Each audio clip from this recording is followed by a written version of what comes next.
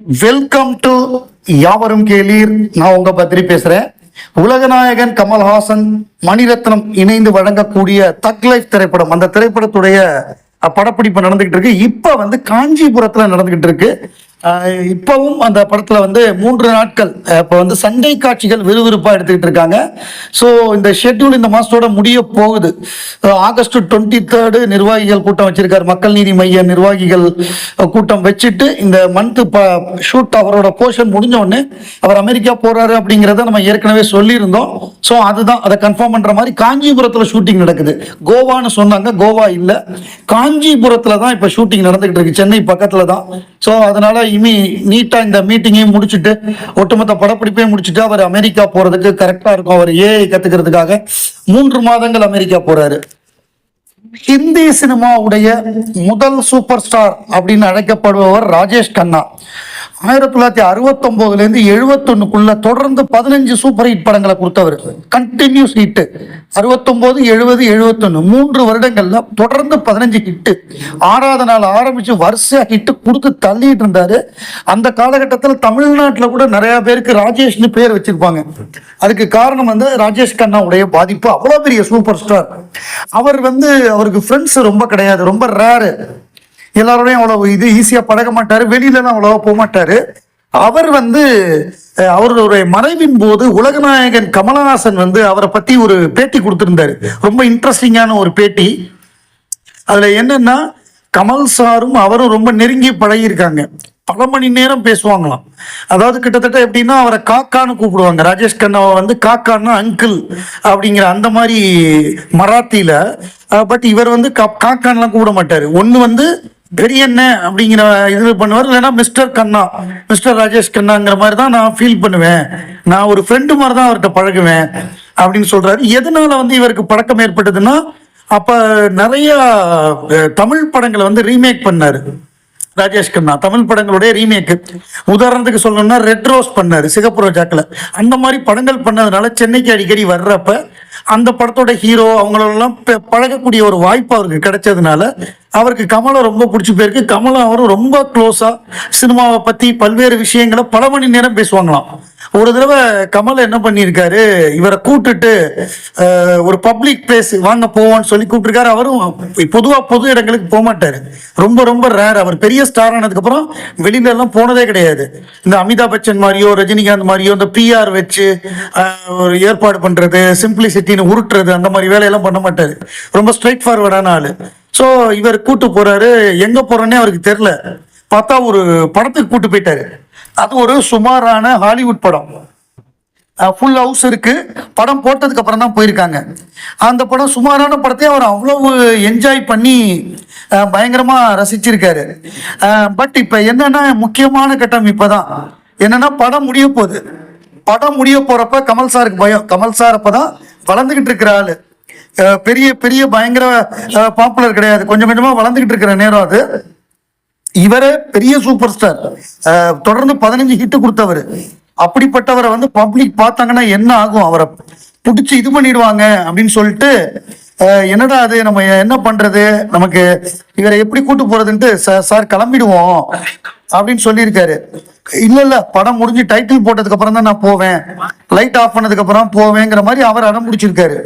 சரி ரைட்டு, என்ன ஆக போதோ அப்படின்னு இவர் நினைச்சிருக்காரு. படம் முடிஞ்சு லைட்டை போட்டா இது ராஜேஷ் கண்ணான்னு தெரிஞ்சு கூட்டம் பயங்கரமா முண்டி அடிச்சோன்னு இவர் பாடி கார்டு ஆயிட்டார் ராஜேஷ் கண்ணாக்கு. கூட்டத்தை விளக்க பார்த்திருக்காரு. ராஜேஷ் கண்ணாவோட சட்டையெல்லாம் கிழிச்சு கையெல்லாம் கீறி அப்படி. ஆனா அவர் பயங்கரமா என்ஜாய் பண்ணாராம் அந்த பப்ளிக். அவருக்கு இவ்வளவு தூரம் ரசிகர்கள் இப்படி இவ்வளவு பைத்தியமா இருக்காங்க அப்படிங்கறத அவ்வளவு என்ஜாய் பண்ணாரு அப்படின்னு சொல்லி ஹிந்தி சூப்பர் ஸ்டார் ராஜேஷ் கண்ணாவை பத்தி உலகநாயகன் கொடுத்த ஒரு பேட்டியில ரொம்ப சுவாரஸ்யமா சொல்லியிருந்தாரு. அதாவது உலகநாயகனோட வார்த்தையிலேயே சொல்லணும்னா, We spent a lot of time discussing cinema and life. He would sometimes get philosophical about the inconsequence of the life. Once we went to a movie together. It was a mediocre American film called The Swarm, and I decided to take him to a theater at the heart of the city. He did not know we were going public screening. He probably had not been to a public theater since he became a star. When we reached, things were okay. He enjoyed the mediocre film thoroughly and refused to leave until the end titles. That's when I panicked. This was Rajesh Khanna, the star of the millennium. If audiences get to know he was present there, would be a stampede and blood on my hands. But Mr. Khanna refused to listen. He stayed on till the end. The inevitable happened after the show. All hell broke loose as audience realized he was there. I became the Rajesh Khanna's bodyguard and security officer as I took him through the crowd. His shirt was torn, but he was enjoying himself thoroughly. He giggled and chuckled like a child. அப்படின்னு சொல்லி முடிச்சிருக்காரு. சிவகார்த்திகேயன் தயாரிச்சிருக்கிற படம் கொட்டுக்காளி. சூரி கதாநாயகனா நடிச்சு 2 படம் சேர்ந்தாப்புல ஓடிருச்சு. ஒரு படம் விடுதலை, அடுத்த படம் கருடன்.